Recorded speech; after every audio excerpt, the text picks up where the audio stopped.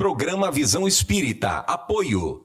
América Chaves Seguros. Seguro é proteger sua vida e seu patrimônio. Livraria Espírita Verdade e Luz. Desde 1959, divulgando o espiritismo em Ribeirão e região.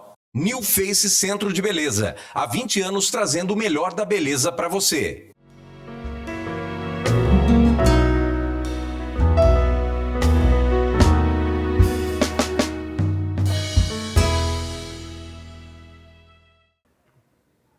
O programa Visão Espírita, na sua edição anterior, abordou temas de esperança. Nosso entrevistado continua André Trigueiro. E agora nós queremos entrar para falar sobre 100 maneiras de seguir em frente. André, bem-vindo ao programa Visão Espírita. Prazer estar aqui com você, de verdade. No último programa você falava da caridade, falava da nossa situação em relação a algumas posturas que o Evangelho e Jesus ficou um pouco distorcido, se é que é a palavra que eu posso colocar. E eu te fiz uma pergunta, se nós estávamos esquecendo da caridade. Também estamos esquecendo da caridade para com o nosso meio ambiente? E será que o nosso meio ambiente chegou naquele ponto que precisa de caridade? Bom, o meio ambiente começa no meio da gente. Nós somos profundamente dependentes da qualidade da água, da qualidade do ar, da qualidade do solo para produzir alimentos. E nós estamos determinando uma situação muito sombria que já está em curso, de depredação das condições que sustentam a vida. Quando Jesus disse, ama a Deus sobre todas as coisas e ao próximo como a ti mesmo, Deus está presente na natureza também. O sagrado está presente na natureza e está presente em nós. Nós somos constituídos, é o Espiritismo que afirma isso, dos mesmos elementos constitutivos de cada morada no universo. Nós somos feitos de pedacinhos de planeta. O planeta está dentro de nós. É interessante na literatura espírita a gente ver reuniões que espíritos de luz realizam próximo a lugares ermos, onde há uma avalanche positiva de fluidos que emanam exatamente dessa natureza. É interessante a gente ver a tradição mística dos povos originais, dos indígenas, que fazem a conexão com essas energias poderosas da floresta. Carlos Torres Pastorino, de Minutos de Sabedoria, ele se debruçou sobre um assunto que Kardec não se omitiu, que é dos elementais da natureza. Então veja, aonde eu quero chegar. Não dá para fazer essa distinção. Nós estamos aqui, o meio ambiente está lá. E nós somos, como disse, profundamente dependentes da qualidade do meio ambiente para termos saúde, longevidade e resiliência. Isto posto, é perturbador quando a gente identifica que a maior crise ambiental e climática da história da humanidade tem a nossa digital, tem o nosso DNA, ela só existe em função de escolhas que nós estamos fazendo. Isso é muito perturbador, né? Então, impõe-se como algo que pede passagem a atenção para com os efeitos dessas escolhas que estamos fazendo, porque não é mais opcional ensinar ou não ensinar, ou promover programas de educação ambiental nas escolas. Não é mais opcional a gente realizar ou não o devido processo de licenciamento de grandes empreendimentos, visando a qualificação dos projetos para que eles deem o retorno que o empreendedor espera, sem danificar, como a gente já viu tantas e tantas vezes no Brasil, esse meio ambiente que suporta os negócios, a resiliência dos negócios. Então, eu diria que nós chegamos num patamar, e digo isso com muito cuidado, porque eu sei a responsabilidade que as minhas palavras têm, mas eu não posso falsear a realidade que eu acesso como jornalista. Nós não temos opção. Não é um capricho, uma alternativa, a gente realizar, eu diria, escolhas assertivas como pessoa física ou jurídica. Eu estou falando de você no seu ambiente de trabalho, você na sua vizinhança,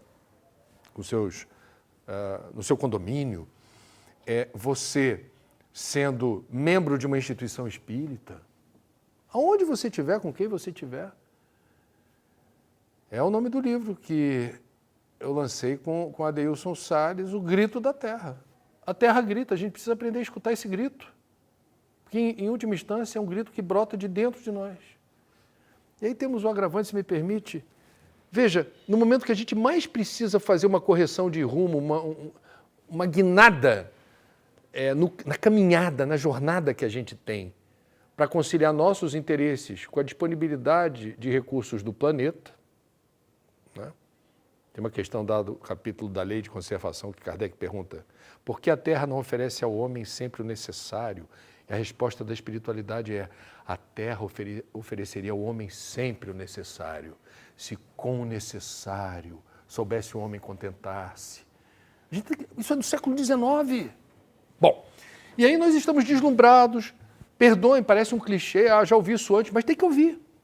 Deslumbrados com a matéria, com a sociedade de consumo, com o projeto de ser bem-sucedido a partir da acumulação de bens e posses, os tesouros que as traças corroem, aquilo que você tem em excesso e aquilo que não te define, não explica e não garante paz de espírito e felicidade. Não é por aí.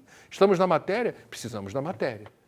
Mas nos deslumbrarmos com a matéria, aí você vai pegar as definições de Santo Agostinho para as diferentes categorias de mundos habitados, lá do Evangelho, características do mundo primitivo. Está lá, apego à matéria. A gente está aqui ainda no mundo de provas e expiações, rumando para o mundo de regeneração, de uma forma, eu diria, tão constrangedora. Eu digo isso também sempre com muito respeito, mas às vezes eu vejo, mesmo no meu espírito, um deslumbramento com Natal. O Natal, para ser um Natal de verdade, tem que ter todos os adereços lá. Eu preciso ter uma árvore top, piscando, gigantesca, muitos presentes. Eu preciso ter uma ceia deslumbrante, muita comida. Você pode até fazer, eu vejo, não estou... Aqui sou eu, cada um faz o Natal do teu jeito. Agora, conseguem realizar isso esquecendo do aniversariante, que nasceu numa manjedoura, cercado de animais, porque não tinha lugar para ele, era um refugiado. Assim, é um tanto perturbador a contradição. Quer dizer, nós no Espiritismo, me permita dizer, você não perguntou, mas eu vou aproveitar esse gancho. Por vezes, alguns de nós espíritas nos encontramos com o lado consolador da doutrina, dizendo: ainda bem que eu encontrei isso. Eu já não sou uma pessoa tão angustiada, tão ansiosa. Como é bom o culto do Evangelho no lar. Como é bom ir na instituição, ouvir uma palestra bacana, tomar uma aguinha fluidificada, tomar um passe. E acha que ser espírita é isso. Espiritismo, pelo amor de Deus, ele traz o aspecto consolador evidente, mas ele faz um convite explícito na direção da reforma íntima. E ela só ocorre de fato quando a gente consegue produzir, digamos assim, essa mudança de dentro para fora, na sublimação das nossas imperfeições, no exercício das virtudes e no exercício desse amor desinteressado, amor, doação, sacrifício. Esse amor que é o amor que Cristo nos ensinou. É muito trabalho. É muito trabalho. Então, a caridade vai na direção desse trabalho, que alcança o nosso planeta e estabelece uma relação de equilíbrio, de harmonia, do uso inteligente e sustentável desses recursos. Produzir alimentos, sim, sem exaurir o solo e as águas, sem empestear o ambiente com substâncias que eventualmente estão sendo usadas de forma inadequada. Vou encerrar com uma notícia desse ano. Eu conheci a pesquisadora, ela viralizou com a informação, é aqui da Unicamp, de que está chovendo agrotóxico em São Paulo, Campinas e Brotas. E ela levou para o laboratório da Unicamp e descobriu que tem 14 agrotóxicos presentes na água da chuva, um deles proibido pela Anvisa. Aí nós perguntamos, chover agrotóxico em São Paulo, Campinas e Brotas, porque foram as cidades que eles fizeram a medição. É um problema para nós se a gente estiver na chuva? Não, está muito diluído. O problema são os rios, porque nos rios, algumas espécies, nos rios que ainda há vida, elas podem se ressentir da carga de substâncias e essa interação com essas substâncias pode determinar anomalias que tenham consequências nefastas, inclusive para nós. Notícia desse ano da graça de 2025. Daqui, do estado de São Paulo, de uma das mais prestigiadas instituições acadêmicas do Brasil e, me permito dizer, do mundo. Nós somos do tempo em que aquilo que o escritor produzia no livro, né, vinha para a mídia, vinha para a tela, vinha para o cinema. Hoje, parece que caminhamos de um jeito diferente. Aquilo que se produz na tela, na rede social, no streaming, vai para o livro. Lendo um pouco sobre, né, o release, sobre esse livro, aconteceu isto com ele? Eu quero dizer que livros com esse perfil, livros com mensagens curtas, textos breves que trazem ideias que podem funcionar como insights, como uma boa reflexão, princípio de uma boa reflexão, eles jamais terão a amplitude, eu diria, o estofo de compartilhar um conhecimento profundo e necessário que remeta à compreensão das leis que regem a vida, o universo, o que é Deus, etc. Isso é preciso ficar claro. Quer dizer, esses livros com esse perfil, eles não têm essa pretensão. A literatura que permite essa imersão numa área do conhecimento, ou várias áreas do conhecimento, continua sendo condição sine qua non para a gente dar, eu diria, passos largos na direção de um conhecimento mais amplo. Agora, Zola, com toda a franqueza, o que eu quero dizer? Livros como esse, que jamais estarão à altura, quero frisar isso, da qualidade do trabalho e do exercício de síntese de Carlos Torres Pastorino, que na década de 60, com Minutos de Sabedoria, sintetizou o trabalho que ele tinha no rádio, com pílulas de sabedoria. Ele tinha 5 ou 6 minutos numa rádio no Rio de Janeiro. A filha dele que eu conheço, a Cristiana Pastorino, conheci no Papo das 9, a gente se aproximou, somos amigos. A casa dos Pastorino, pilhas de livros com marcadores. Ele, para fazer 5 ou 6 minutos no rádio, ao vivo, com as pílulas de sabedoria, eram horas tentando ali fazer essa fagocitação do conhecimento complexo e amplo, em poucas palavras, inteligíveis e objetivas. Depois isso virou um livro. O livro é espetacular. É espetacular. Assim, cada página do livro... E detalhe, é um espírita que escreveu para uma editora católica que sabe que existem ali conteúdos. Algumas páginas são claramente espírita. Tudo bem. Você não vai abrir mão de um livro que é best-seller há 60 anos. Está tudo ótimo. É um espiritualismo universal. Mas vamos lá. Aonde eu quero chegar? Por que eu acho que esses livros têm uma função? É uma opinião. Nós estamos vivendo um momento grave e desafiador da humanidade, que é uma epidemia de distração, dispersão e alienação, conduzida hoje principalmente pelas redes sociais e seus algoritmos nefastos, caprichosamente concebidos pelas Big Techs, para hipnotizar. Você vai perder horas por dia de tempo de tela, enredado naquele território lodacento que te dá pronto para consumo o que você mais gosta.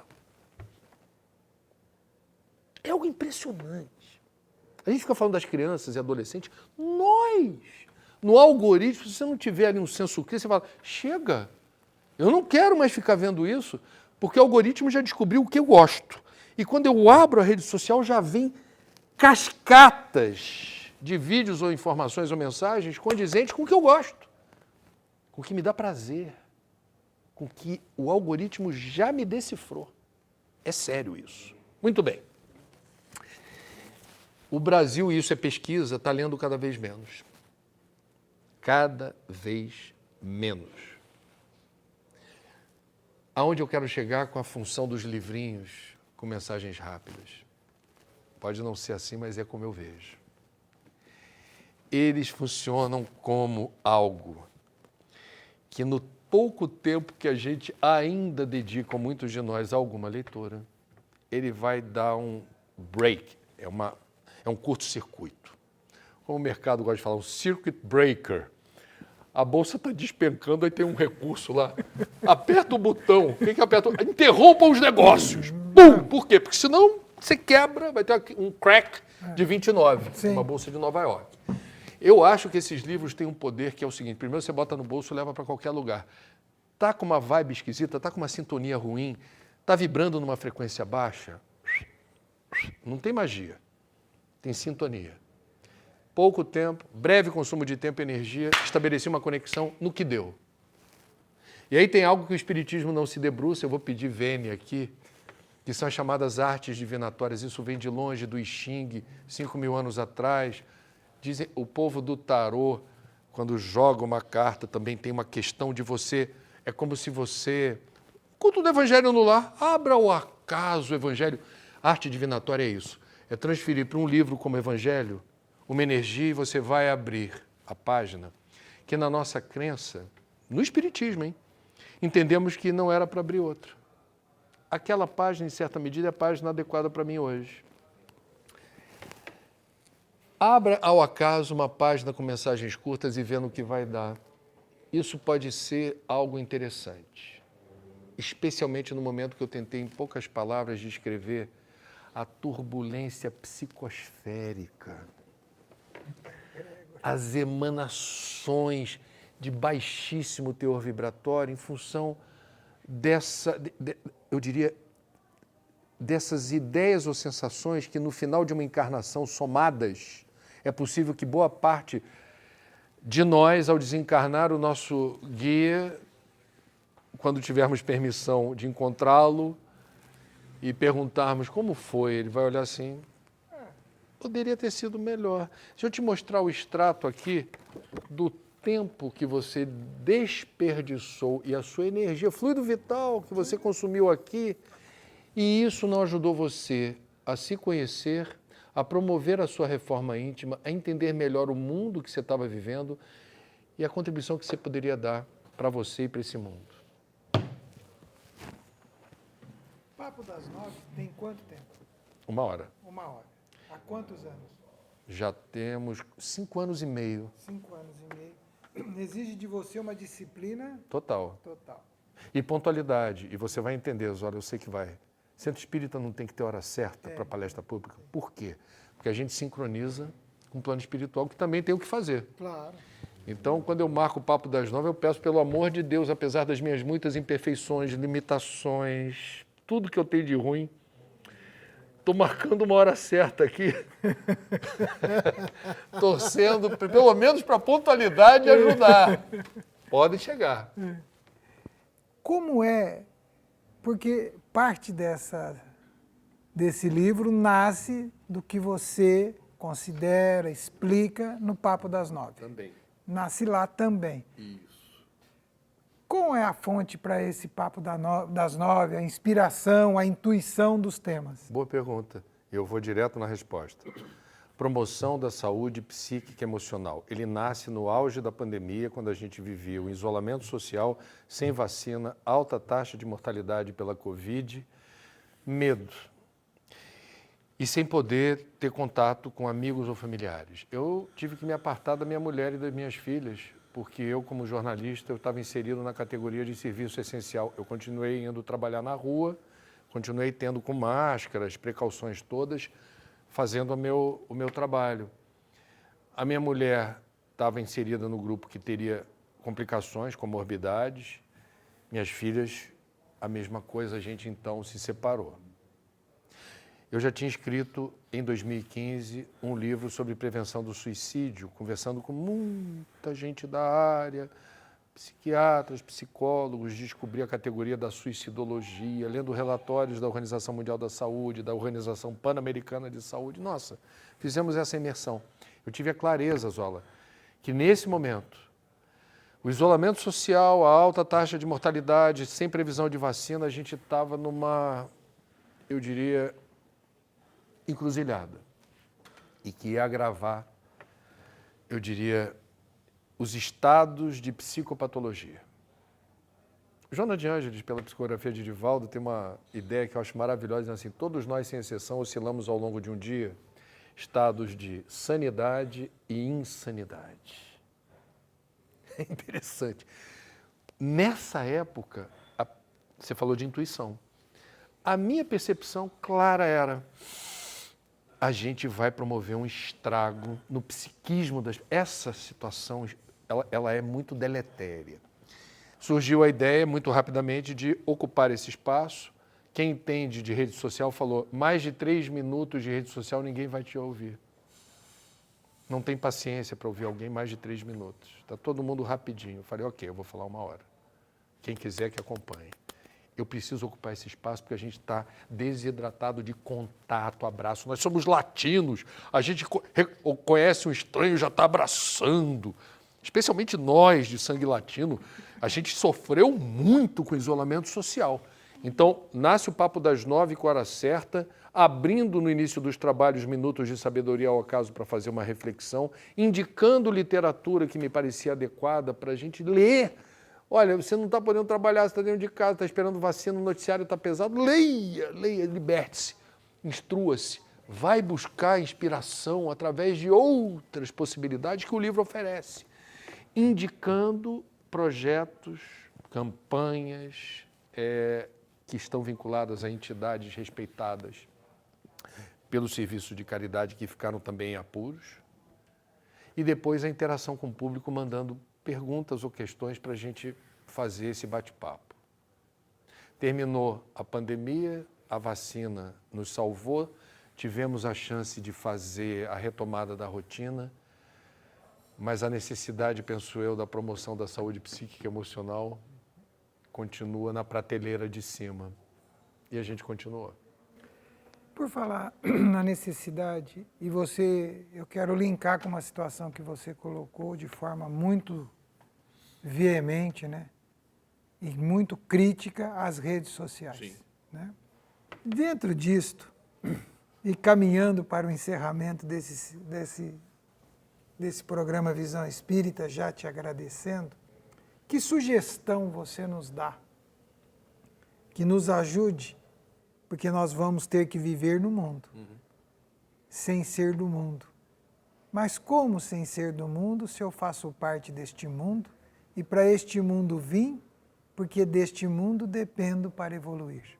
Todos nós sofremos, todos nós estamos sentindo na pele o desconforto dessas turbulências em escala planetária nesse momento. Eu, particularmente, como espírita, me considero realmente um privilegiado de ter acessado a doutrina espírita.